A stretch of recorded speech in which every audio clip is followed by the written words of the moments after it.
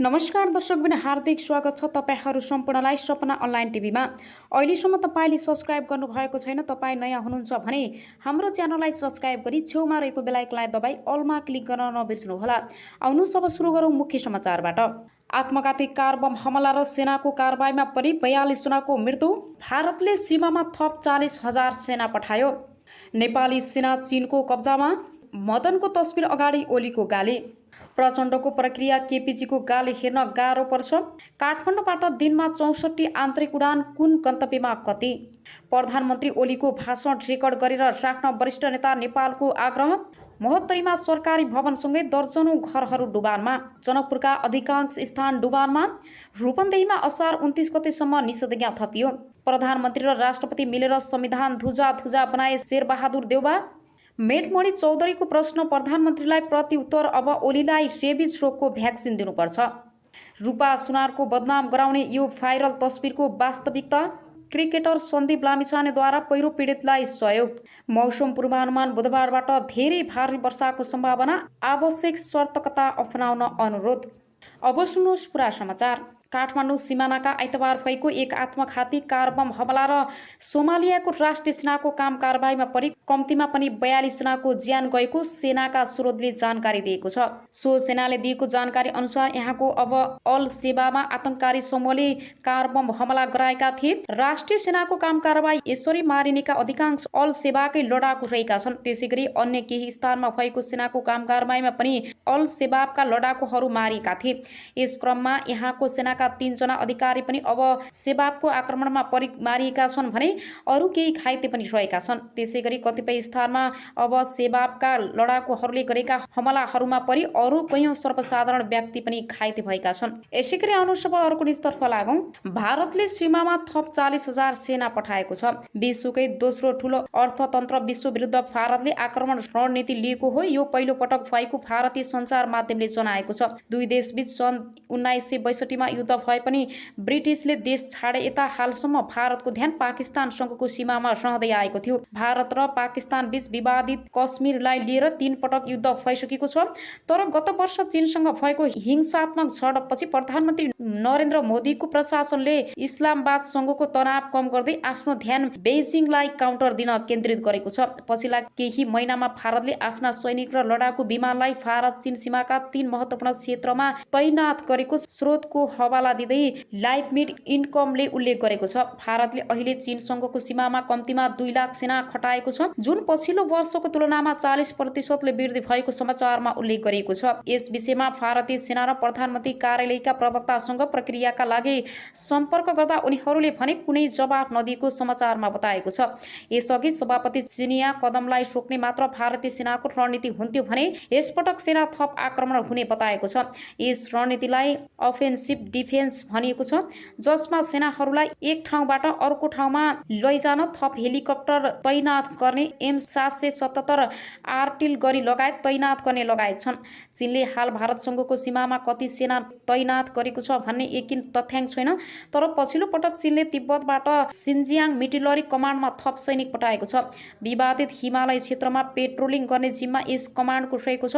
त्यस्तै चीनले सो क्षेत्रमा युद्ध विमान राख्न बम प्रुफ बङ्कर, नयाँ एयरफिल्ड लगायत निर्माणलाई तीव्रता दिएको छ भने पछिल्ला केही महिनामा लामो दूरीको आर्टिलरी, ट्याङ्क, रकेट, जिमेन्ट र 2 इन्जिन भएको फाइटरहरू थप गरेको छ। यता भारतले चीन विरुद्ध आफ्ना क्वाड फाइटरहरू थप गरेको छ। यता भारतले चीन विरुद्ध आफ्ना क्वाड पार्टनर अमेरिका, जापान र अस्ट्रेलियासँग सुरक्षा सहकार्यलाई पनि बढाएको छ। यसैगरी आउनुहोस् अब अर्को स्तरतर्फ लागौं। दार्शनिक फङ्सन घृणाले एउटा पनि समस्या समाधान गरेको छैन, बरु बढाएको छ। तर 4 पुसमा प्रतिनिधि सभा विघटनसँगै राजनीतिक सङ्कटमा फँसेको नेपालमा राजनीतिक दलहरूको भाषण सुन्दा लाग्छ उनीहरू घृणाको ब्याटलमा बहादुरीपूर्वक उत्रिएका छन्। सत्तापछि होस् वा विपक्षी दलका नेताहरू उनीहरूको भाषणमा आजकल राजनीतिक विचारधाराको बहस मुलुक बनाउने दृष्टि र नागरिकको चिन्ता सम्बोधन गर्ने चाहना सुन्न पाइँदैन। मुलुकका शीर्ष नेताहरू हरेक दिन विभिन्न सन्दर्भमा वक्तव्यबाजी र भाषणबाजी गरिरहेका हुन्छन्। प्रधानमन्त्री एवं नेकपा एमालेका अध्यक्ष केपी शर्मा ओलीले सोमबार जननेता मदन भण्डारीको 70औं जन्म जयन्तीको अवसरमा आयोजित कार्यक्रममा घृणापूर्व ब्याटलको उत्कर्षमा पुगेर जवाफ फर्काएका छन्। 70औं मदन भण्डारी जयन्तीको अवसरमा सोमबार बालुवाटारमा आयोजित कार्यक्रमका प्रधानमन्त्री एवं नेकपा एमालेका अध्यक्ष समेत रहेका ओलीले विपक्षी गठबन्धनका नेताहरू सभामुख र सर्वोच्च अदालतको चर्को आलोचना गरे। त्यस क्रममा उनले केही अशोभनीय टिप्पणी समेत गरेका छन्। अध्यक्ष ओलीले काङ्ग्रेसमाथि प्रचण्ड पद अँगालेको आरोप लगाए। उनले भने नेपाली काङ्ग्रेसका नेताहरू नै नाथुराम गोडसेको खोजी गर्दा फेटिन भन्ने आफै हुने भन्ने तहमा पुगेको भनेपछि प्रचण्ड थप नै अँगालेको हो। काङ्ग्रेस सभापति शेरबहादुर देउवाले प्रधानमन्त्री पदकै लागि लोकतान्त्रिक माग छोडेको ओलीले आरोप लगाए। आफूले संवैधानिक तरिकाले मध्यावधि चुनाव घोषणा गर्दा देउवाले माओवादी केन्द्रका अध्यक्ष प्रचण्डको भाषालाई आफ्नै बनाएर प्रगति गमन भनेको भन्दै उनले अघि भनेका छन्।